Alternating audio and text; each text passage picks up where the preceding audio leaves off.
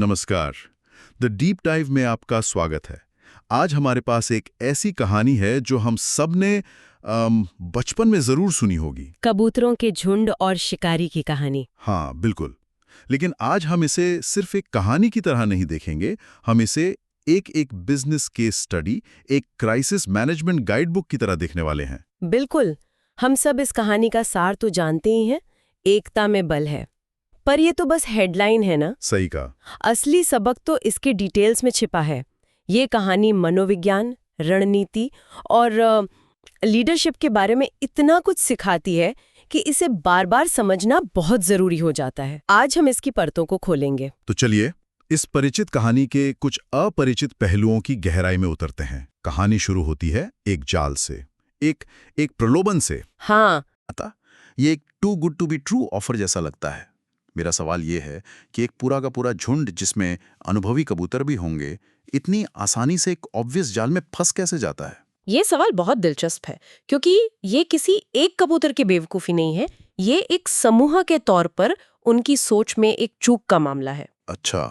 मनोविज्ञान में इसे समझने के लिए कई कॉन्सेप्ट्स हैं। एक है अवेलेबिलिटी हेरिस्टिक। इसका मतलब है कि हम उन चीज़ों को ज़्यादा महत्व देते हैं जो हमें आसानी से दिखाई देती हैं।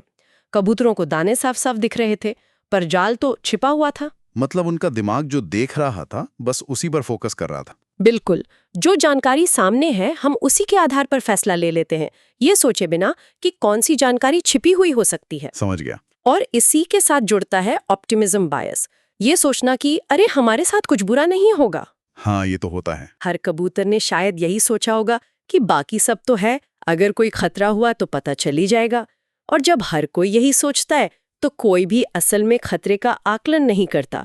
ये एक सामूहिक सोच की विफलता है। जैसे कोई कंपनी एक नए आकर्षक मार्केट में घुस तो जाती है, हाँ बिल्कुल, लेकिन वहां के छिपे हुए नियमों और जोखिम पर ध्यान नहीं देती। एग्जैक्टली। और फिर वही होता है जिसका डर था। दाना चुगने के बाद जैसे ही वो उड़ने की कोशिश करते हैं, जाल उन पर आ गिरता है। उनकी आजादी एक पल में छिन जाती है। और यहाँ से स्थिति बहुत तेजी से बिगड़ती है। शिकारी को आता देख झुंड में भगदड़ मच जाती है। हर कोई अपनी अपनी दिशा में अपनी पूरी ताकत से उड़ने की कोशिश कर रहा है, लेकिन वो और ज्यादा उलझते जा रहे हैं। ये एक क्लासिक पैनिक की स्थिति है। इस स्थिति को न्यूरोसाइंस की भाषा में एमिगडाला हाईजैक कहते हैं। Amygdala hijack. हाँ। अमिगडाला हमारे दिमाग का वो हिस्सा है जो खतरे को पहचानता है और फाइट और फ्लाइट रिस्पॉन्स शुरू करता है। जब ये हावी हो जाता है तो हमारे दिमाग का सोचने समझने वाला हिस्सा यानी प्रीफ्रंटल कॉर्टेक्स वो लगभग बंद हो जाता है। कबूतरों के साथ यही हो रहा था। वो सोच नहीं रहे थे, सिर्फ रिएक्ट कर रहे थे। उनकी व्यक्तिगत ऊर्जा बस बर्बाद हो रही थी। और ऐसे ही पैनिक के माहौल में एक अच्छे लीडर की असली पहचान होती है। सही बात है। उनका बूढ़ा और समझदार राजा सामने आता है। हाँ। और उसका पहला वाक्य बहुत महत्वपूर्ण है, डरो मत। वो उन्हें डांट नहीं रहा, ना ही ये कह रहा है कि मैंने तो पहले ही कहा था। नहीं, बिल्कुल नहीं। वो सीधे उनकी मनोवैज्ञानिक स्थिति को संभालने की कोशिश कर रहा है। और ये सिर्फ एक दिलासा देने वाला वाक्य नहीं है, ये उस अमिगडाला हाईजैक को शांत करने की एक सीधी कोशिश है। एक शांत आवाज, एक स्थिर निर्देश पैनिक की लहर को तोड़ सकता है और लोगों को वापस सोचने समझने की स्थिति में ला सकता है। मतलब एक अच्छा लीडर पहले माहौल को नियंत्रित करता है, फिर एक्शन प्लान बताता है। बिल्कुल। राजा ने पहले डर को काबू में किया, फिर रणनीति बताई।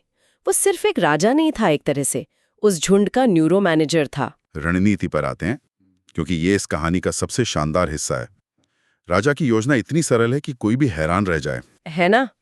वो कहता है, अगर हम सब अलग अलग जोर लगाएंगे तो मारे जाएंगे। हमें एक साथ एक ही दिशा में उड़ना होगा।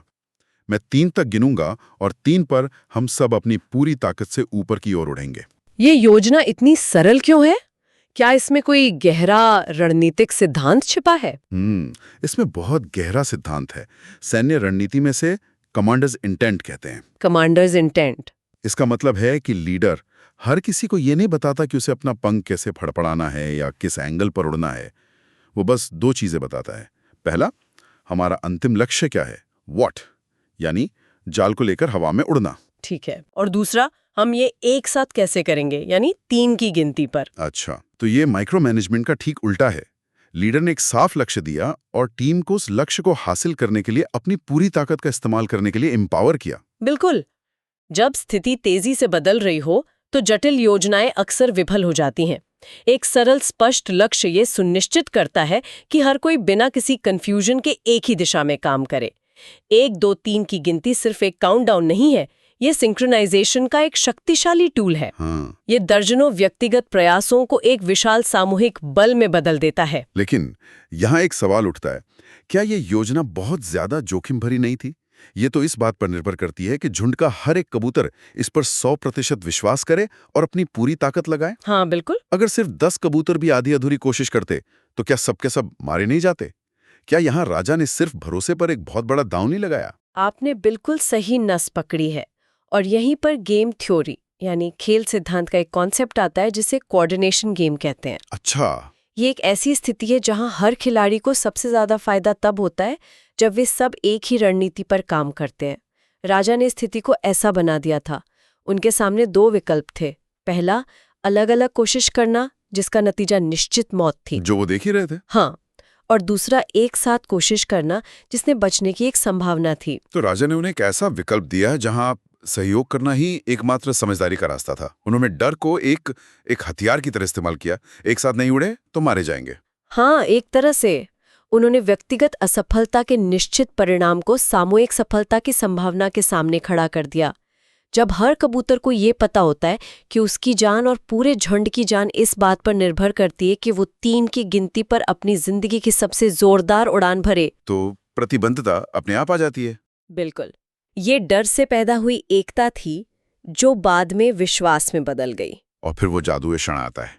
राजा गिनती करता है 1, 2 और 3 और सारे कबूतर एक साथ पंख फड़फड़ाते हैं। जाल जमीन से ऊपर उड़ता है और पूरा झुंड उसे लेकर आसमान में उड़ जाता है। हाँ, शिकारी बस देखता रह जाता है।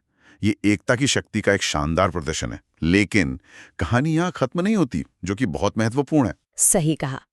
वो शिकारी से बच गए हैं, जो कि उनकी तात्कालिक समस्या थी, लेकिन वो अभी भी आजाद नहीं हुए हैं। वो अभी भी जाल में फंसे हुए हैं। हाँ, जो कि उनकी मूल समस्या है।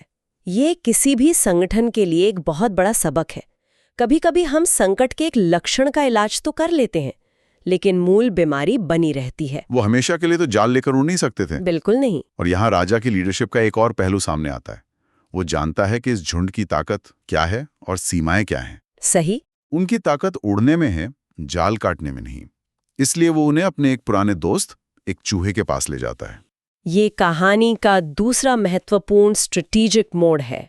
ये स्ट्रेटेजिक अलायंसेस यानी रणनीतिक गठजोड़ के महत्व को दर्शाता है। अच्छा। एक सफल टीम या संगठन न केवल अपनी आंतरिक शक्तियों को पहचानता है, बल्कि ये भी जानता है कि कब उसे बाहरी मदद की जरूरत है।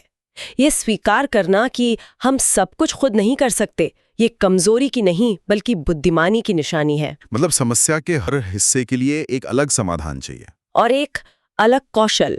हाँ। शिकारी से बचने के लिए सामूहिक उड़ान की शक्ति चाहिए थी और जाल से निकलने के लिए चूहे के विशेष कौशल यानी उसके तेज दांतों की जरूरत थी। एकदम सही। चूहा उस डाइवर्स स्किल सेट यानी विविध कौशल का प्रतीक है जो उस झुंड के पास नहीं था। आज के समय में देखें तो कोई भी कंपनी अकेले सफल नहीं हो सकती। सही बात है। एक टेक कंपनी को मार्केटिंग एजेंसी की जरूरत पड़ती है, एक मैन्युफैक्चरिंग कंपनी को लॉजिस्टिक्स पार्टनर की।